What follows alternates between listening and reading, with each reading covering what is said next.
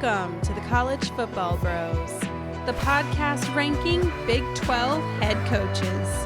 And now, here are your hosts, Michael, Ryan, and Trey Newman.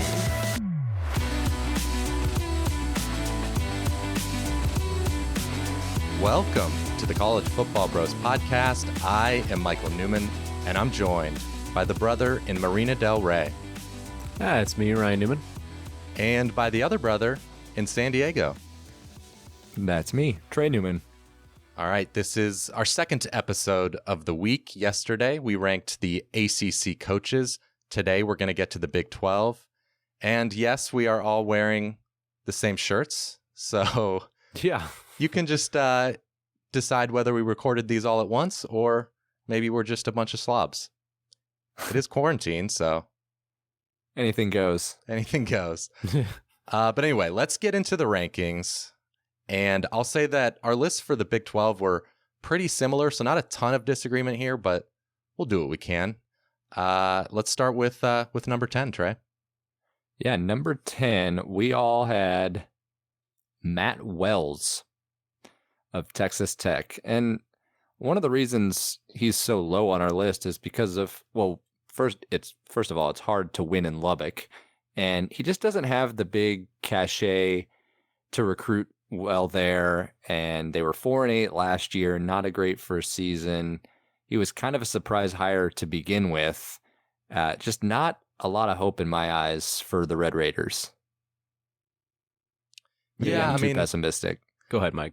No, I think there is some reason for pessimism. I wasn't super high. Maybe I'm biased because I wasn't super high on the hire when it happened. Because at Utah State, I thought Wells took over a great situation that Gary Anderson left him. And really for the first 5 years, they just got worse and worse and worse under Wells. Finally, in the last year, they were incredible. They had an amazing year. But I always worry when you're judging a coach basically on 1 year.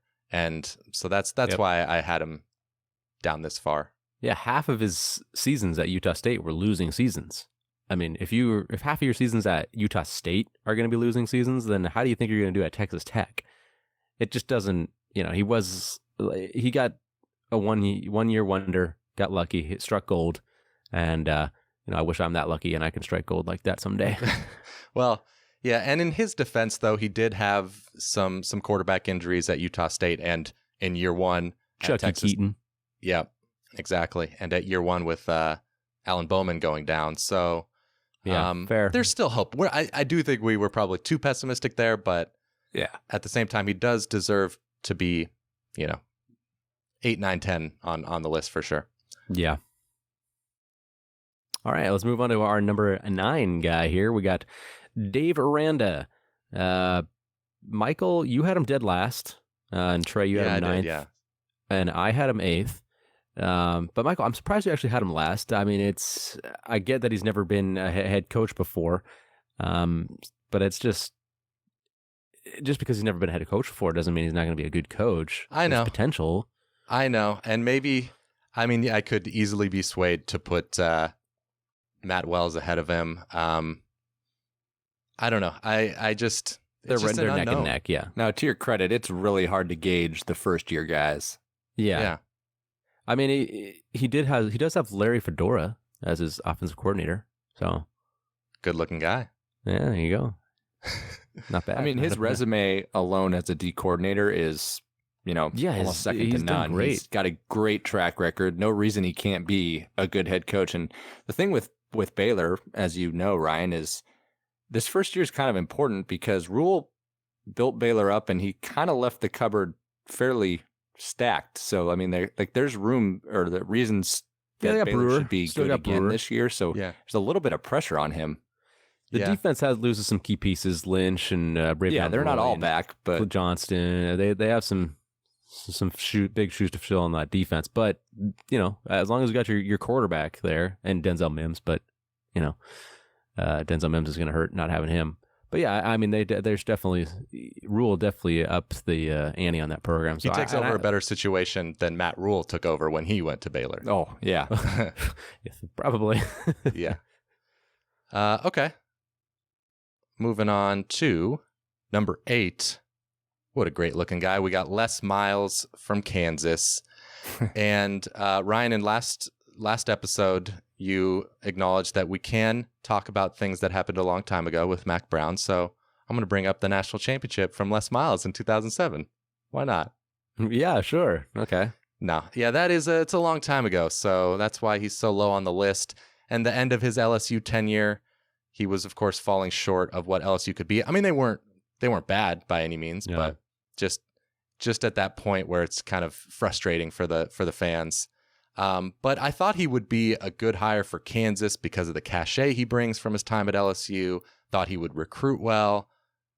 But unfortunately, that hasn't been the case. He's essentially been recruiting just how David Beatty was. And on the field, first year going 3-9 was, about what you'd expect from just about anybody there. So a lot lower on Les Miles than I was a year ago. Yeah, I mean, they're dead last in recruiting. They're dead last on the field. Nothing has changed in Lawrence. So my opinion of Les Miles has gone down.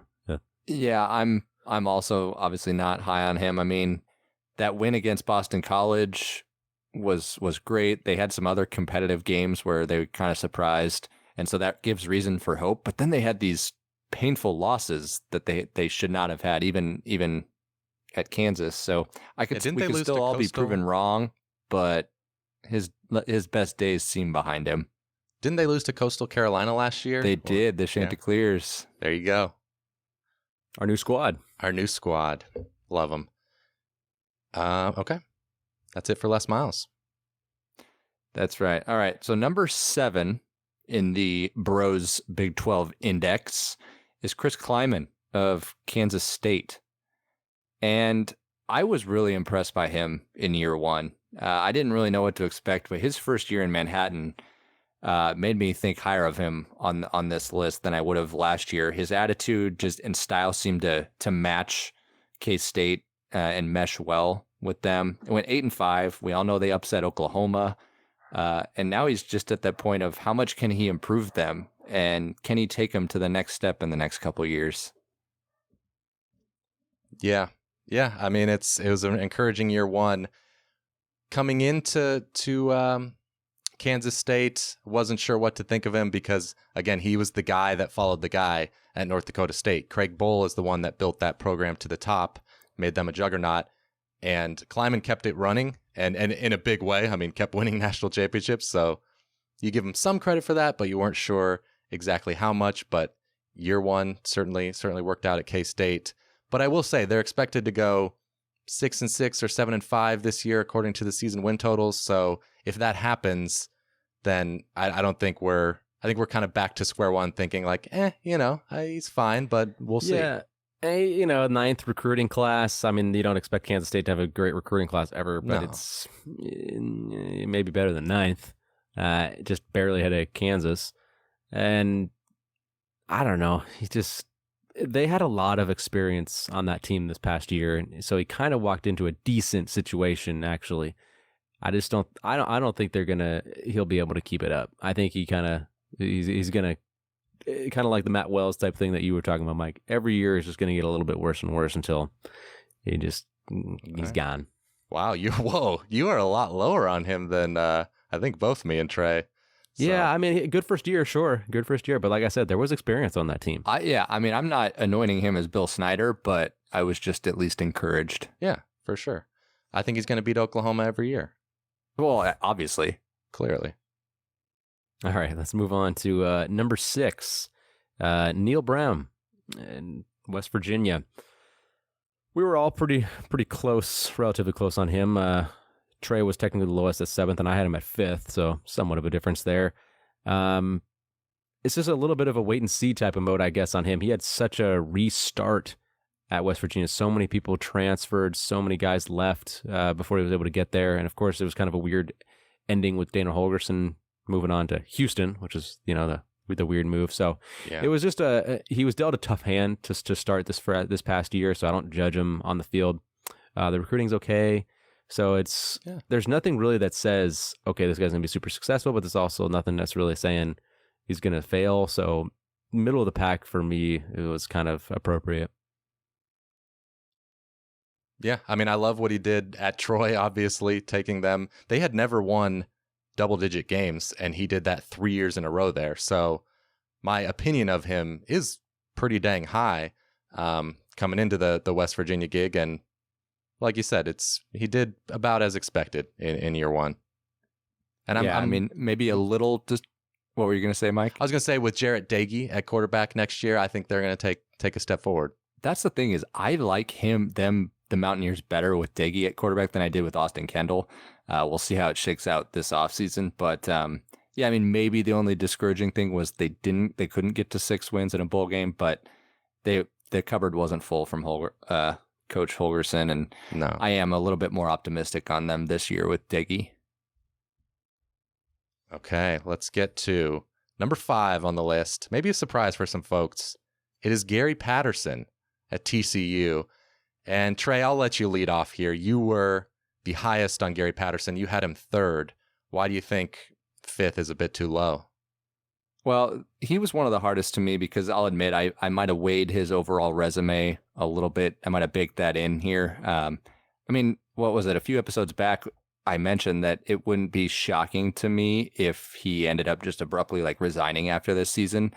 So I'm kind of contradicting myself, but I just think as a coach, he's so good, and what he's done in Fort Worth is remarkable. He's proven that he can rebuild TCU and turn them back around. So I'm keeping the faith in him. I'm going to give him kind of one last shot because what he's done there is pretty amazing.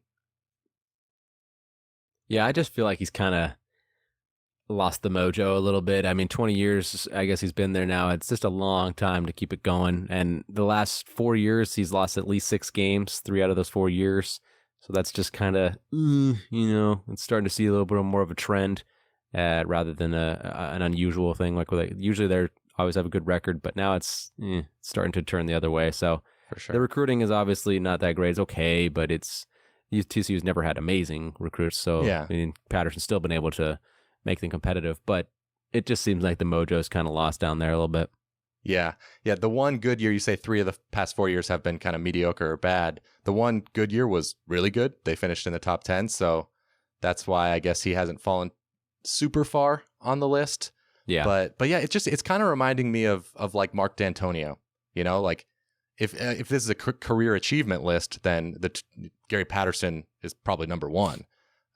But what have you done for me lately?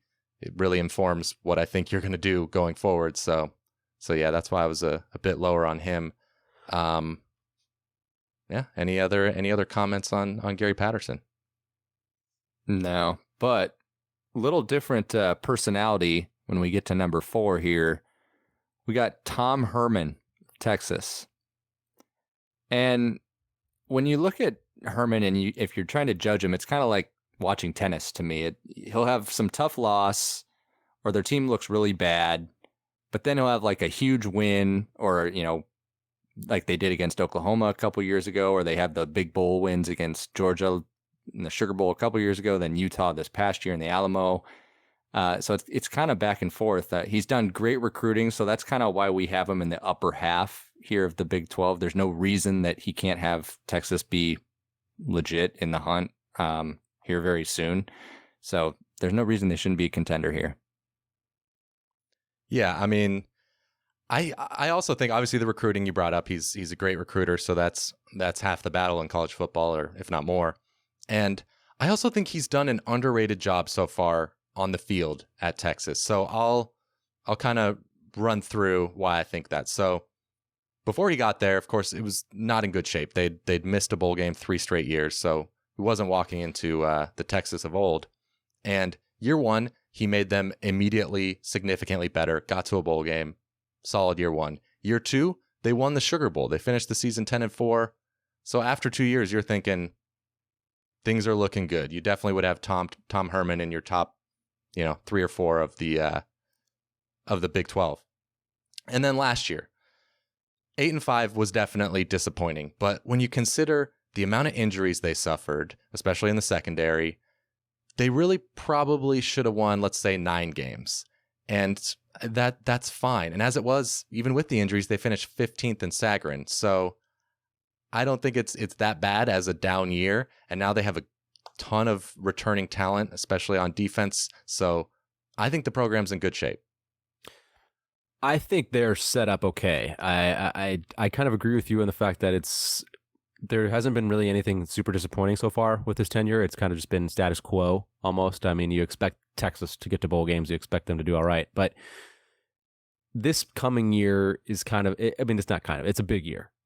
Fourth year, you got a senior quarterback in Sam Ehlinger. You got a ton of talent coming back, not a lot of people left. So this is kind of the make or break. Year 4, you should have kind of your program, your culture in place, depth all over the place with the recruiting you've had for the past 4 years. He needs to have I mean, if he goes 8-4 again, 8-5, then we're talking like he might get fired after next year or something. Yeah. So it's a teeter type of year for him. He could go either way. I mean, he could kind of prove that he's legit, or he could also just be like, it ain't gonna work out. Yeah, I think a lot of people watching this are probably going to think we're overrating him, but I don't know. I guess I am just optimistic. Yeah, well, like you said, he didn't take over 10-2 type teams. Yeah, Charlie Strong didn't leave him. Yeah, so whole lot. I mean, 3 years isn't all that long of a time, and he's done some good things. So, and he did a good job at Houston, so that factors in a little bit at least. Yeah. Yep. All right, let's move on to number 3 on our list. We got Mike Gundy. Pretty big difference here, actually. This is the biggest, I think, disagreement we had in the Big 12 between just a couple guys. We had Michael. You had him at second. Well, that was a big one there. And then Trey had him all the way down at 5th. So I am at 3rd, kind of where we, I guess, overall ranked. But I guess I'm leaning more towards Michael since I'm a little bit closer to him. But I don't know, Trey, what are you not seeing from Gundy? I mean, in the middle of the pack of the Big 12, that's tough. Overall, his tenure, he's done wonders at Oklahoma State. Stillwater, not an easy place to win. I give you that. And they always have a fun offense, consistently good there. But they just, to me, can't ever get over the hump. And it's like, at what point is it gonna change? Like and the other thing is that the last 2 years they're 15-11. They've had some injuries, but still, that's just a little bit better than 500. So that's where it was hard for me to have him in my top 3. Winning the Big 12 isn't getting over the hump? Yeah, exactly. I think Oklahoma State, I think they're getting over the hump as a different definition. I think he's gotten over the hump given what you should expect someone to be capable of at Oklahoma State. I mean, well, several years ago, he was he was a whisker away from getting to the national championship. So even just the Brandon Whedon year. Whedon. No, I get it, but that was 5 years ago. I know.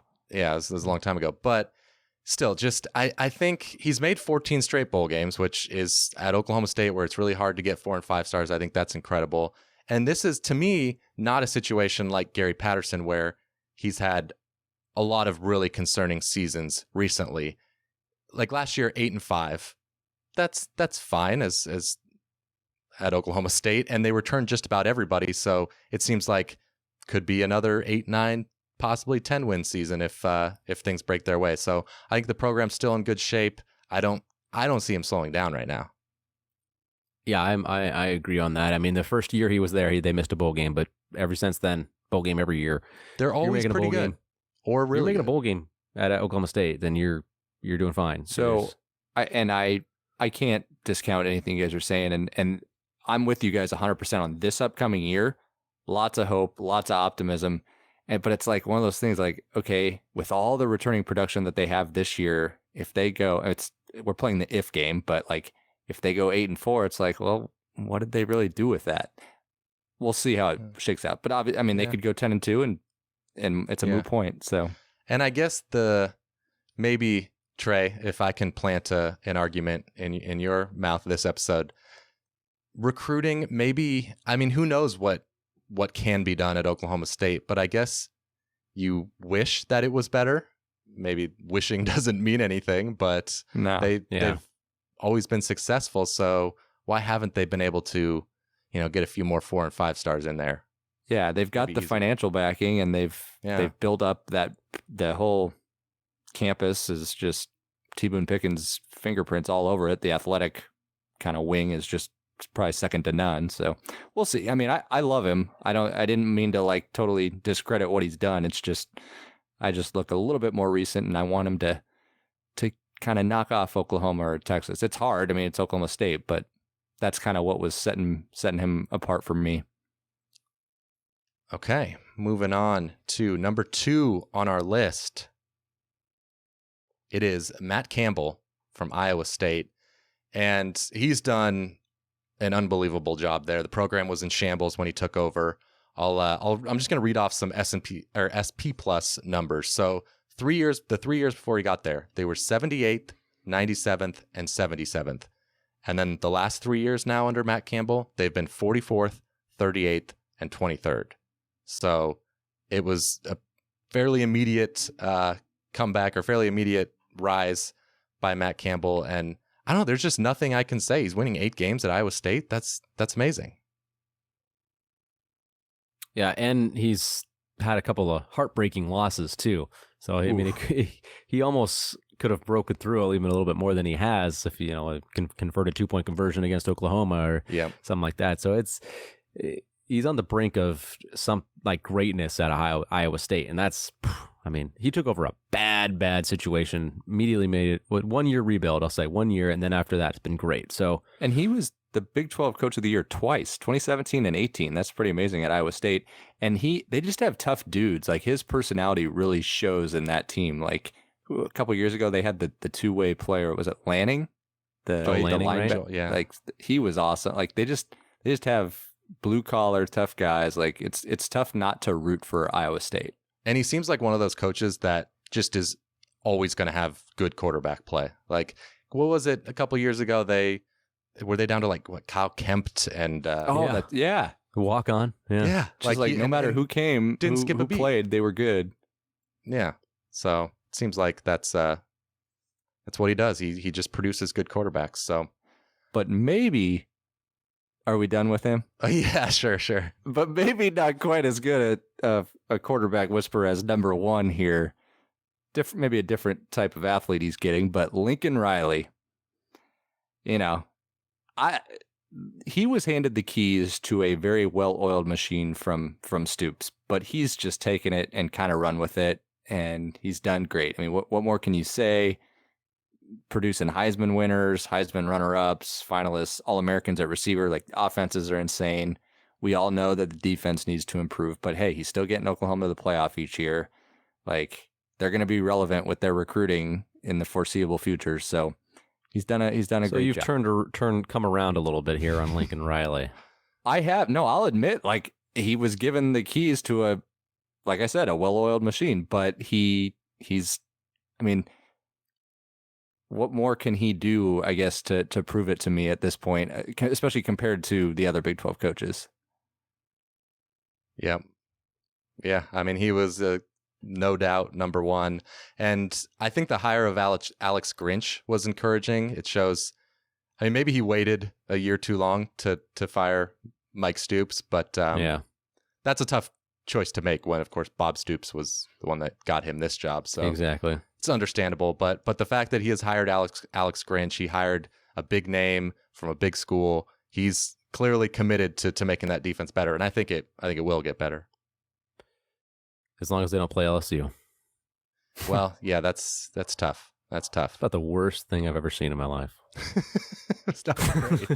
It was not great. I mean, I've seen worse, but I don't know. It wasn't great. It was pretty bad. Okay, there you have it. Let's pull up here the final list for the viewers on YouTube. Any general thoughts about this group of coaches in the Big 12? I'm seeing blank I think stares. It's kind of right now a clear top half and bottom half, and yeah. I mean, I think looking at the group, the bottom 5 or the bottom half, I think is pretty strong as far as bottom halves of conference goes. I think they could probably compete with most any conference. I just think overall the one with the most upside out of those 5 would be Aranda, just because he's the wild card. We don't really know how good of a head coach he can be. Yeah, I mean, there's just, the other four guys are all had 1 year, so it's hard to I know, judge. but I was just in terms of ceiling, I'm just kind of Yeah. looking like maybe And- Neil Brown, but I feel like ARANDA has the highest ceiling out of the bottom 5. Yeah, I might actually go Neil Brown. I really like Okay, him. yeah, you've been a Brown guy. Yeah, I think he's going to do really good things at West Virginia. But yeah, I mean, I guess just overall though, I think the Big 12 has a good group of coaches. Yeah, I mean, no, it does. It certainly does. When Chris KLIEMAN, who has an encouraging year 1, is 7th, I think that's a pretty good sign. Yeah, I'd agree. Okay. I like the conference's coaches. Mm-hmm. I mean, the top half, when we're maybe at the end of the week talking about who has the best top half of conferences, I don't think anyone's going to be able to compare with the SEC. But this Big 12 list here, they're potentially not light years behind, especially if Tom Herman. Yeah, Tom Herman needs to step up to make it legit. Because Right. Lincoln Riley, Matt Campbell have been great, but where's that third guy? Sure. All right. Well, that'll do it. Thanks for watching and listening to the College Football Bros podcast. Again, let us know in the comments on YouTube or on Twitter at CFB Bros your biggest disagreements with our list. And make sure you are subscribed because tomorrow we are going to be ranking the Big 10. Scott Frost, number 1. Oh, spoilers. Yeah. Sorry. Whoops. No spoilers. We'll see you then. You've been listening to the College Football Bros. If you have any questions for the next podcast, email them to collegefootballbros@gmail.com. To keep up with the brothers on social media, like them on Facebook at College Football Bros, follow them on Instagram at College Football Bros, and for their commentary on Saturdays, follow them on Twitter at CFB Bros. Thanks for listening.